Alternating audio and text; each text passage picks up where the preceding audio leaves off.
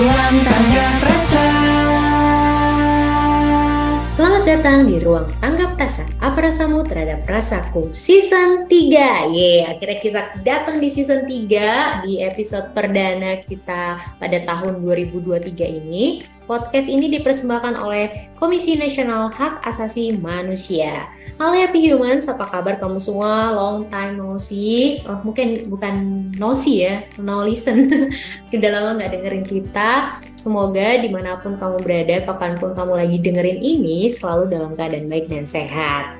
Dan kali ini perdana, tapi episode juga spesial langsung. Kita ngomongin soal sakit kusta atau penderita dari kusta itu sendiri seperti apa. Mungkin anak-anak zaman now ini, kusta apa sih? Itu kayak penyakit masa lalu banget gitu, atau bahkan kalian nggak pernah punya orang atau temen yang sakit kusta, jadi kalian bingung kusta itu seperti apa. Nah, kita ada narasumber yang tepat sekali untuk kita tanyakan seputar kusta, penderita kusta, apapun yang mungkin kita harus tahu tentang kusta ini sendiri. Dan kita akan bicara sebentar lagi sama Mas Rusman Widodo dari Penyuluhan Komnas HAM.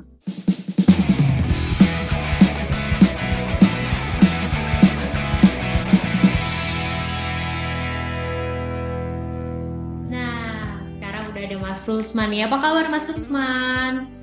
Ya, kabar baik. Halo Happy Human semuanya. Semoga dalam keadaan sehat dan terus semangat ya. Ya, amin. Semangat terus. Apalagi kita ngomongin sesuatu yang mungkin jarang banget orang-orang mau bahas nih Mas. Tentang kusta. Nah, kondisi kan yang kayak aku bilang tadi ya, kalau kita dengerin kusta itu kayaknya zaman baheula banget gitu Mas. Kayak orang zaman dulu gitu yang sakit kusta. Sampai saat ini masih banyak gak sih penyakit kusta ini? Penderita kusta juga seperti apa kondisinya? Coba mungkin Mas Usman bisa ceritain. Baik, terima kasih. Baik, jadi kalau kita melihat data saat ini ya, kusta Indonesia itu masih menempati posisi ketiga setelah India dan kemudian Brasil. Berdasarkan data dari WHO pada tahun 2022, di Indonesia tahun 21 penemuan kasus kusta mencapai 10.976. Kemudian di India 75.000, di Brasil sekitar 18.000.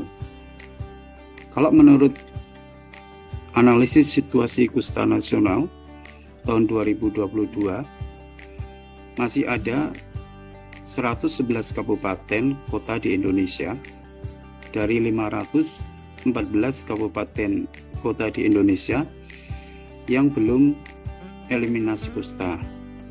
Artinya di 111 kabupaten kota itu masih ada kasus kusta. Pada tahun ya? 2022 iya masih banyak itu. Jumlah kasus kusta yang terdaftar ada 15.000. Sementara kasus baru ada sekitar 12.000. Nah, ini kondisi orang yang terdampak dengan kusta ya. Jadi ada banyak istilah yang sering dipakai, ada yang bilang penderita, penyandang gitu ya. Tapi kalau kita merujuk pada dokumen internasional, itu kita akan lebih tepat menyebut mereka adalah orang yang terdampak kusta dan anggota keluarganya. Ini sedikit ya tentang kusta. Jadi apa sih itu penyakit kusta gitu ya. Jadi istilah kusta itu dari bahasa Sanskerta, yakni kusta ya, pakai HTH gitu ya, tulisannya mungkin agak beda. Terus kemudian biasa lebih dikenal di dunia barat dengan nama Morbus Hansen, ya, sesuai dengan nama yang menemukan kuman di kusta ini, yaitu Dr. Gerhard Armauer Hansen pada tahun 1874. Sehingga penyakit ini adalah sebuah penyakit infeksi kronis yang disebabkan oleh bakteri Mycobacterium leprae, ya. Jadi bukan virus ya Mas? Bukan, jadi ini bakteri, dan penyakit ini sebenarnya menular tapi susah menular. Artinya begini, kalau ada 100 orang, itu 95 orang itu dia akan kebal terhadap penyakit ini. Yang 5 orang, itu 3 orang itu bisa kemudian sembuh dengan sendirinya, dan hanya 2 orang yang kemudian benar-benar sakit. Jadi itu sebenarnya penyakit ini menular, tapi susah menular pada manusia. Hanya saja yang menjadi persoalan adalah orang yang tertular atau terkena kusta ini terlambat taunya.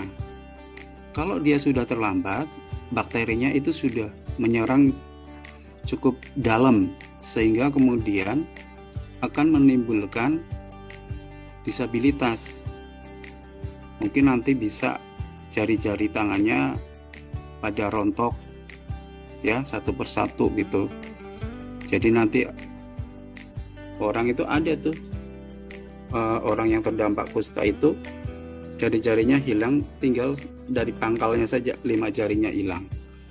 Tapi kalau kemudian dia diketahui dari awal, oh ini gejala kusta, dan belum terjadi katakanlah kerusakan yang parah di kulit dan jaringan kulitnya, dia bisa disembuhkan. Hanya saja penyembuhannya tidak dengan satu obat, tapi dengan kombinasi beberapa obat, yaitu dengan beberapa obat yang kemudian dia harus konsumsi dengan rutin dan teratur, minimal dalam jangka waktu 6 bulan ya. Jadi terapi multi obat atau multi drug terapi, MDT seperti gitu. TBC ya, 6 bulan juga. Sebenarnya ada kesamaan, TBC kan juga bakteri, bakteri ya. Betul. Cuman katakanlah mungkin satu keluarga bakteri, cuman bakterinya mungkin dengan jenis yang lain gitu. Ada jenis khusus dari kusta itu. Menyebarnya via apa tuh? Nah, ini menyebarnya itu, jadi kalau kusta itu ya melalui udara. Kusta itu diduga bisa ditularkan melalui udara lewat lendir dari hidung dan mulut saat terjadi kontak yang dekat. Jadi misalnya ada orang yang normal, kemudian dia terjadi kontak tapi harus dekat dan lama dengan orang yang terdampak kusta yang tidak diobati. Nah, itu bisa menyebar lewat lendir dari hidung dan mulut gitu. Kalau dia diobati berarti sebenarnya nggak apa-apa ya Mas ya? Iya. Persoalannya adalah kita itu selalu terlambat dalam melakukan deteksi dini. Jadi tahun 2012-2017 saya dan tim Komnas HAM itu melakukan penelitian kusta di Sampang, Madura dengan dukungan darah dari The Nippon Foundation. Jadi jumlah orang yang terdapat kusta itu kadang-kadang naik turun tergantung kemudian biaya survei dari puskesmas. Kalau misalnya dari survei puskesmas biayanya banyak, nanti banyak tuh diketemukan orang-orang yang terdampak di kusta. Tapi kalau dananya sedikit gitu, ya juga sedikit gitu loh. Jadi ini saya tidak yakin dengan data-data tadi bahwa katakanlah sekarang kita ada tadi sekitar 15.000 ya orang yang masih terdampak kusta, karena tadi di bawah itu seperti orang nggak mau kalau kemudian dinyatakan terkena kusta. Di Madura itu disebut dengan istilah daging jube ya, daging jube artinya adalah daging busuk gitu ya. Jadi orang takut kalau kemudian dibilang saya terkena kusta, padahal orang puskesmas sudah tahu dia terkena kusta. Kenapa dia takut? Karena kalau dia terkena kusta itu langsung kemudian bisa dikucilkan oleh tetangganya. Dia tidak bisa beraktivitas dengan baik, hak-hak dia sebagai manusia normal tiba-tiba bisa menjadi hilang gitu. Jadi masih ada stereotip kemudian cap bahwa orang yang terkena kusta itu adalah orang yang terkena kutukan, ya, keluarganya terkutuk lah dulu melakukan dosa dan apa gitu ya. Kalau di agama Islam itu konon itu ketika perempuan sedang haid berhubungan seks, maka kemudian dia akan anaknya kalau kemudian jadi anak akan jadi anak yang kemudian cacat. Padahal kusta. Penyakit kusta itu ada yang menganggap sebagai penyakit kutukan, padahal sebenarnya secara ilmiah ini adalah penyakit yang disebabkan oleh Mycobacterium leprae atau disebut M. leprae ya.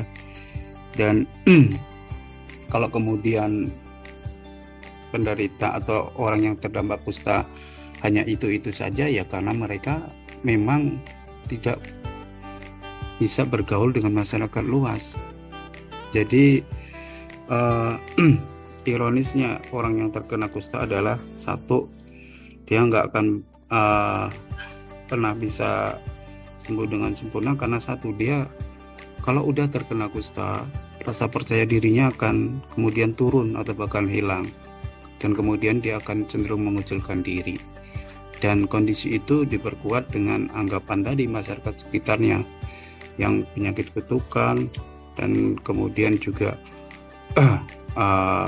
negara mungkin yang tidak sepenuhnya bisa hadir gitu ya, karena misalnya apakah sudah tersedia dengan baik lengkap ya obat-obatan untuk kemudian mengobati orang dengan kusta ini, multi drug terapi gitu ya.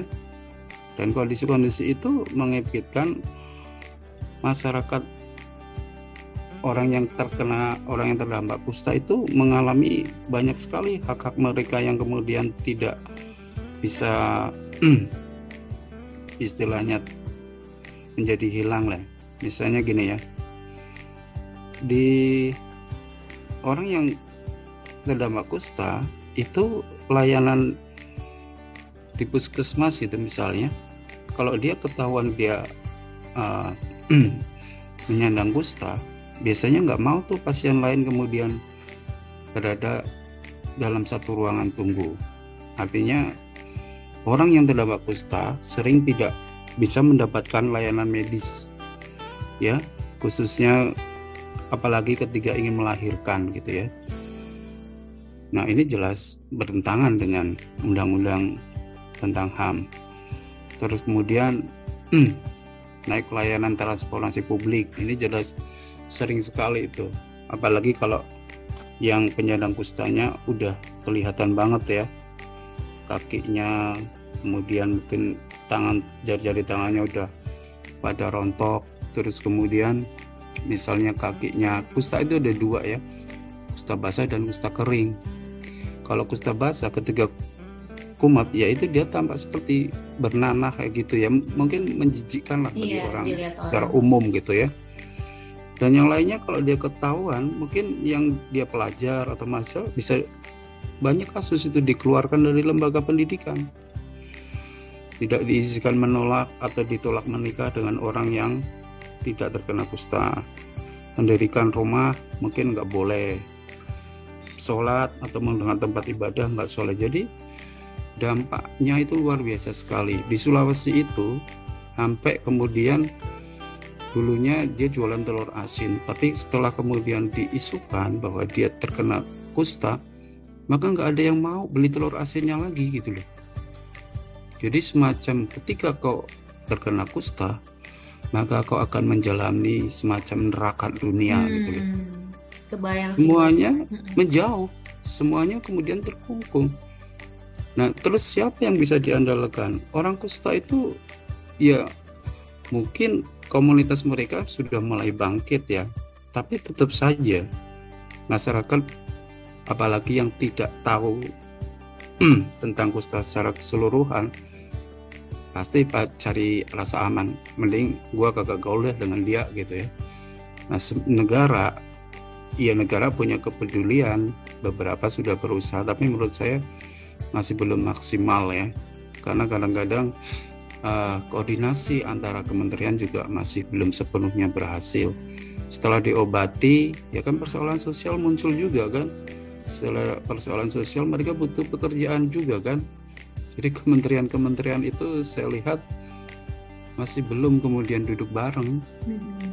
Kalau yang dimensinya paling kuat kan mungkin dimensi dari Kementerian Kesehatan setelah sembuh gitu. Gitu kira-kira gambarannya Bek. Cara menghapus diskriminasi yang sangat berat ini yang sampai membuat mereka seperti di neraka dunia lah ya istilahnya ya tadi Mas Rusman bilang, seperti apa ya menurut Mas Rusman? Karena kasihan sekali ya kehidupan mereka seperti terisolasi gitu kalau seperti cerita yang Mas Rusman tadi. Iya, jadi kalau mau menghapus stigma itu 3 hal yang harus kemudian dilakukan secara bersama-sama. Yang pertama adalah memperkuat, menyembuhkan, dan memberdayakan orang yang terdampak kusta itu sendiri. Yang kedua adalah memberikan edukasi kepada masyarakat, khususnya masyarakat di sekitar orang yang terdampak kusta itu, untuk kemudian paham, tahu, dan bisa menerima orang yang terdampak kusta. Dan yang ketiga adalah negara harus benar-benar kemudian berikan perlindungan dan pemenuhan. Ya, kalau dulu ini kalau di Madura itu ada namanya Pulau Kambing. Jadi kalau orang yang terdampak kusta itu kemudian dikumpulin di situ di Pulau Kambing itu. Ya ampun, tuh benar-benar terisolasi. Iya, dan saya 2012 dibilang sih sudah nggak ada, tapi tetap aja orang yang terdampak kusta mungkin dia akhirnya menjadi merasa nyaman di situ, ya, karena mereka mungkin bergaul senasib sepenanggungan dengan sesama yang orang yang terdampak kusta. Sementara kalau kemudian mereka harus kembali ke masyarakat susah diterima. Yang lainnya adalah NGO atau organisasi masyarakat sipil yang bergerak di isu kusta itu juga masih terbatas. Ya, kalau NLR ya, Netherlands Leprosy Relief gitu kan, itu yang konsisten dari dulu ya untuk berjuang isu kusta. TNF dan Nippon Foundation itu selalu aktif dari dulu. Dari 2004 kita ada Global Appeal tentang eliminasi kusta. Itu mereka bergerak di India, Brasil, dan beberapa negara ya, di Kongo ya, Mozambik di Afrika sana, Ethiopia gitu ya.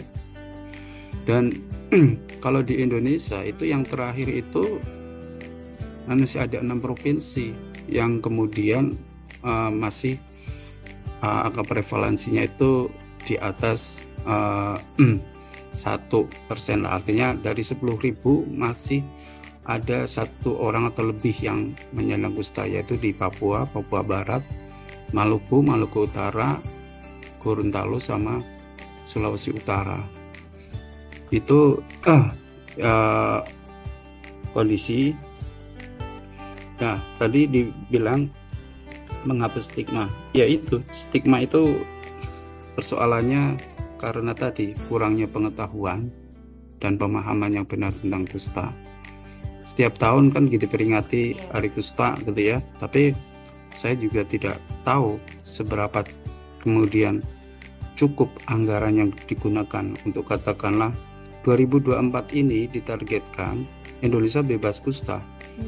Ya, artinya yang 15.000 orang itu nanti sembuh semua dan tidak muncul kasus baru.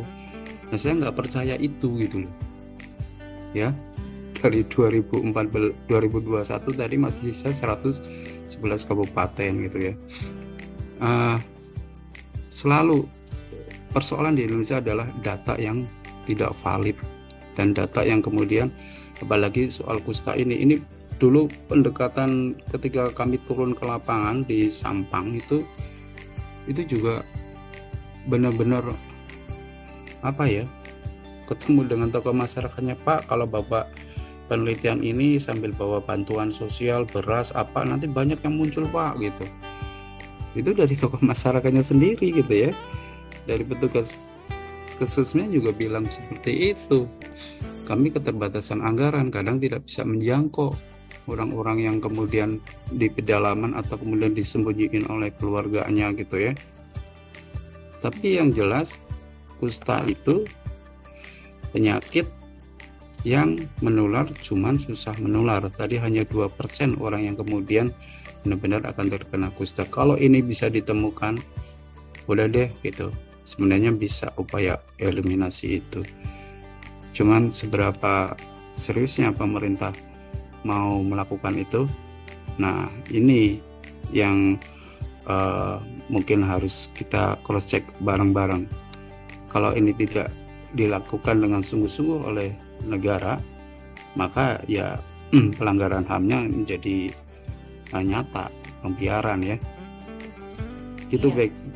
Dan kebetulan ini aku pegang nih, ada buku saku ya, Komnas HAM pernah bikin sama The Nippon Foundation untuk prinsip-prinsip dan pedoman untuk penghapusan diskriminasi terhadap orang-orang yang terkena kusta dan anggota keluarga mereka. Ini juga dipimpin sama Mas Rusman sendiri ya, buku saku ini ya Mas. Dan tadi mungkin gini, sekalian ini kan wadah edukasi juga nih Mas, podcast ini. Jadi dipertegas ya Mas, kalau misalkan teman-teman kusta itu penyandang kusta atau orang-orang yang terkena kusta ini ketika sudah diobati itu sudah 100% sembuh ya. Mungkin sisa-sisanya aja yang tadi yang mungkin putus itu tangannya, jari-jarinya itu saja ya, supaya teman-teman yang lain bisa bergaul bersama dengan teman-teman yang pernah menderita kusta ini. Iya nggak sih Mas kayak gitu? Iya, jadi bisa sembuh. Dan kalau sekarang dari dulu mungkin ya, itu dulu kan sekarang disebut di Tangerang itu ada rumah sakit Sitanala ya. Dulu kan disebut rumah sakit kusta, tapi kemudian tidak boleh nama rumah sakit berdasarkan nama penyakitnya gitu loh. Enggak, kalau yang ada kan rumah sakit jantung, rumah sakit otak ada kan, tapi rumah sakit dengan nama penyakitnya kan jadi aneh gitu kan. Iya, nggak ada. Makanya kemudian di sebelah rumah sakit Sitanala di situ memberikan layanan terpadu untuk mengatasi kusta ini. Dan ya di situ juga dulu saya pernah ke situ juga, di situ ada kampung kusta gitu.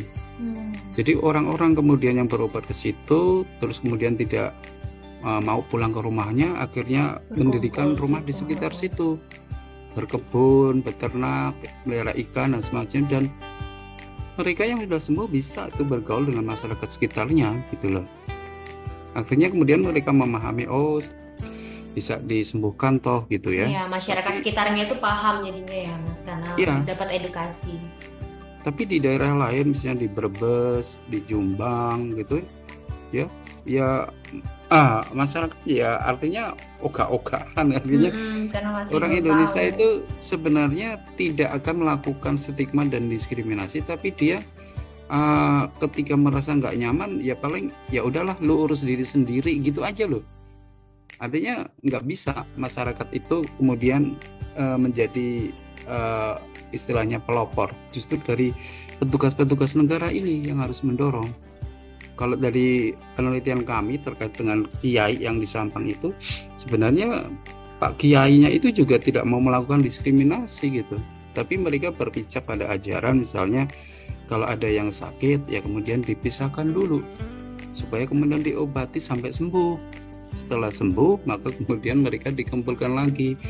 Maka itu yang menjadi dasar mereka ketika mereka menemukan santrinya sakit kusta, ya kamu keluar dulu lah. Jadi ya masuk akal juga logikanya. Tapi tadi poin bahwa bisa sembuh dan kemudian yang kena sakit itu sampai kemudian mengalami istilahnya hancur jari-jari tangan, jari-jari kaki, atau kemudian ya luka yang parah, itu karena dia terlambat berobat aja gitu. Secara medis sudah ditemukan obatnya, bagaimana menerapannya, tinggal bagaimana melakukannya. Dan poin yang terpenting ini adalah harus pemberdayaan komunitas untuk mengurangi stigma dan diskriminasi ini baik. Artinya sampai tingkat RT ya, puskesmas itu kan, kalau di anak-anak kan ada posyandu tuh ya. Nah, ini mungkin bisa disampaikan di forum-forum kayak gitu loh. Jadi bagus kalau di tingkat RT di Jakarta kan aktif, misalnya Babinsa-nya aktif, polisinya tiap minggu berkunjung, ditangani oleh mungkin dari tentara gitu ya, dari segi keamanan gitu ya. Nah, dari kesehatan mungkin bisa diturunkan seperti itu, tim medis gitu ya, turun ya begitu. Kalau di Jakarta sudah lumayan bagus untuk penyandang disabilitas, dia cek ada disabilitas, oke, kebutuhannya apa, misalnya kursi roda, oke. Nah, itu mungkin bisa menjadi salah satu contoh. Kalau di Kemenkes ini kan yang kemarin dia melakukan seperti Medugate 3T ya, yang apa itu tracking, kemudian pokoknya cari, temukan, kemudian obati gitulah, 3T itu. Nah, itu statement lisannya udah bagus, tapi saya nggak tahu apakah kemudian benar-benar mau dilakukan atau enggak itu. Sebenarnya kan seperti itu. Kalau yang lainnya masyarakat ini ya teman-teman NGO, cobalah memperkuat jaringan mereka lagi ya. Yang paling banyak selain di Jawa ini ya di Sulawesi tadi ya. Kalau di Sulawesi itu ada dulu yang perhimpunan Permata ya, perhimpunan kusta gitu ya. Terus kemudian tahun 2000 berapa ya, 2018 itu ada Farhan ya, Federasi Hansen Indonesia gitu ya, deklarasi gitu teman-teman gitu.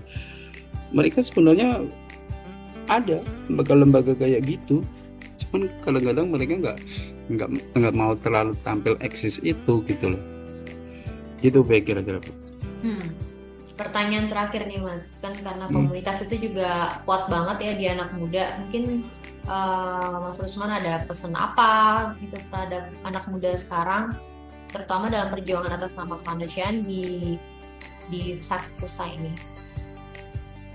Iya, anak muda harus lebih banyak membaca, literasinya diperdalam, khususnya terkait dengan kondisi situasi teman-teman kelompok minoritas, marginal dan rentan. Terkait kusta ini juga sebaiknya ikut berperan aktif untuk membantu mengeliminasinya gitu ya. Dan ini kusta ini sudah tercatat di dokumen-dokumen agama ya, baik Yahudi, Kristen maupun Islam itu menjadi satu penyakit mungkin yang akan selalu langgeng selamanya sampai akhir dunia nanti. Jadi ini adalah semacam ujian yang akan terus dihadapi oleh generasi ke generasi, dan bagaimana kita menyikapinya dengan sebaik mungkin itu yang penting, membantu mereka agar harga diri dan martabatnya tetap bisa terjaga dengan baik. Saya pikir anak-anak muda harus banyak aktif untuk kemudian peduli dengan kondisi-kondisi yang dialami oleh orang yang terdampak kusta dan anggota keluarganya. Gitu baik. Sip. Makasih banyak Mas Rusman atas waktunya udah ngobrol-ngobrol soal seputar kusta dan teman-teman yang menyandang sakit kusta, seperti apa stigma yang mereka dapatkan, dan kita dapat pencerahan kalau anak muda tuh harus literasinya dimajukan lagi supaya kita nggak gampang terpengaruh hal-hal yang sebenarnya salah kaprah ya Mas Rusman ya, dan kita harusnya malah bisa jadi temennya mereka, malah mungkin kalau tanpa literasi yang baik kita malah menyakiti mereka. Dan itu aja mungkin episode kita hari ini, dan sampai ketemu ya Mas Rusman di lain kesempatan. Oke, sampai ketemu. Selamat siang, happy human. Semoga tetap semangat dalam beraktivitas. Terima kasih Bek dan rekan-rekan semuanya.